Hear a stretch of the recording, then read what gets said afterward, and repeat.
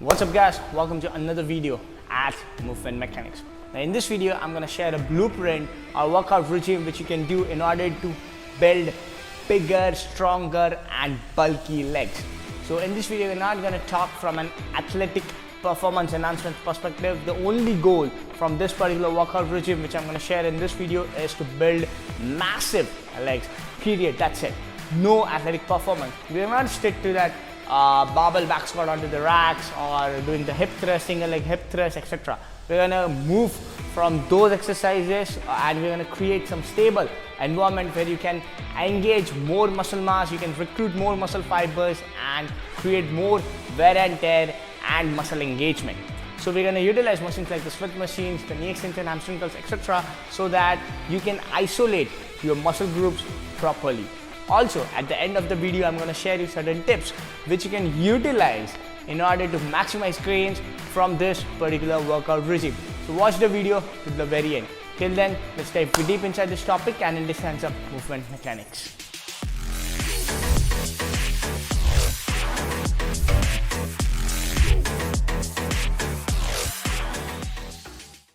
What you can see behind me is a Smith machine.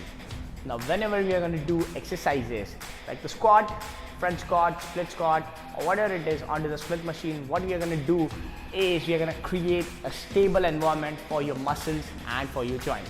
Now once there is stable environment, the muscle activation and the muscle recruitment increases drastically as compared to unstable environment. Now if you want to isolate your quads but you don't want to do knee extensions, then you should probably hop onto a Smith machine and do a front squat. If you want to isolate your glutes, you don't really want to do a hip thrust, you can pop onto a Smith machine and do a hip thrust. So there are various other options in order to isolate your muscles with compound exercises. So the first exercise what we are going to look after here is my favorite, the back squat but onto a Smith machine. Now again, as I've mentioned, that this is going to create a stable environment for your muscles and your joints, and hence the muscle activation is going to be on the higher side. Now only for the Smith machine I can go for either a low bar squat or a high bar squat as well. Now I generally don't like doing front squats in the Smith machine, so you can go for high bar squats as well, only and only for the Smith machine, not for the traditional squats. Moving forward from the squats, we are going to go towards a unilateral exercise which is the split squat. Again, sticking to that Smith machine itself. Now, one of the most important part of doing a split squat in the Smith machine is the tempo. Now, the slower you go down, the more muscle recruitment and engagement the squat is going to lead to. And hence, the tempo of your split squat has to be very critical. Now, I personally suggest going down in 3 seconds and coming back up in 1 second.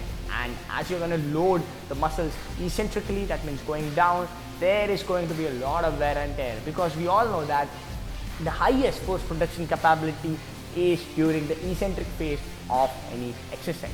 Now another aspect which I want you to be very careful over here is it depends on an individualistic perspective. If you want this split squat to become glute dominant, you can slightly lean forward. On the other hand, if you want it to become a quad dominant exercise, you can stay upright. Now here I'm going to give you a bit of a quad dominant exercise, because the squat I have given you as a low bar squat, and hence that is going to become a glute dominant exercise for you guys. Moving forward from one Smith machine to the other, we're going to do a hip thrust again in that stable environment in order to engage more of your glute maximus. So here again we have to focus on the tempo, and also what I want you guys to do over here is, because this is a stable environment, you can slightly go into a bit of hyperextension and hence engage those glutes. And at the top, once you are into that hyperextension position, try to squeeze your buttocks as much as you can. Now that squeeze is going to act as an isometric muscle action, and hence in return you are going to get more muscle recruitment, more muscle wear and tear, and at the end what we want is big massive legs and big massive glutes. So we train your glutes, we train your quads, now we're going to train your calves.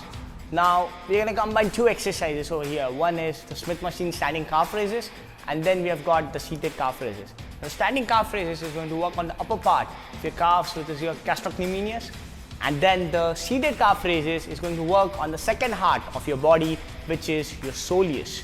So you have to do this two particular exercise, whether you can do back to back like a compound set, or you can take you can do one exercise at a time and then finish off the second exercise. But if you want to maximize gains, what I suggest is you can do it as a compound set, that is back to back, because that will lead to more and more of glycolytic system dominant, that will lead to more and more of hydrogen ion deposition, more fatigue, and again in return more muscle mass after you have proper recovery. The next exercise is a superset regime which you need to do on the knee extension and the hamstring curl. To complete your knee extension without resting, you jump to your hamstring curl. You're going to train your quads and then you're going to train the posterior aspect, which is your hamstring. So whenever you're going to train the quads, the hamstrings are going to act as antagonists, and whenever you're going to train your hammies, the quads are going to act as antagonists. So supersetting these two muscle groups with knee extension and hamstring curls is going to be very beneficial from that big leg perspective. Supersetting knee extension and hamstring curls is a very good idea in order to train both your quads and the hamstrings in a very short amount of time. The density of the session or the duration of the session becomes very compact, and in turn you are going to increase the intensity of the session.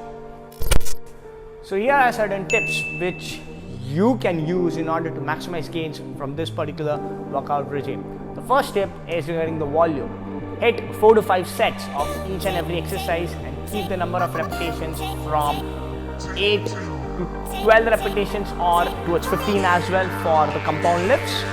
And when we are talking about the last two superset deadlifts, which is the knee extensions and hamstring curls, go for 15 to 18 repetitions. Keep the set scheme same, 4 to 5 sets.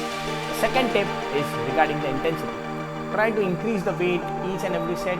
Also try to keep the repetition range in that particular zone, which is 8 to 15 repetitions. And if you can, try to do the same number of repetitions what you have done for the first set. I know that is going to be extremely challenging because as you increase the weight, the repetition drops. That is extremely true.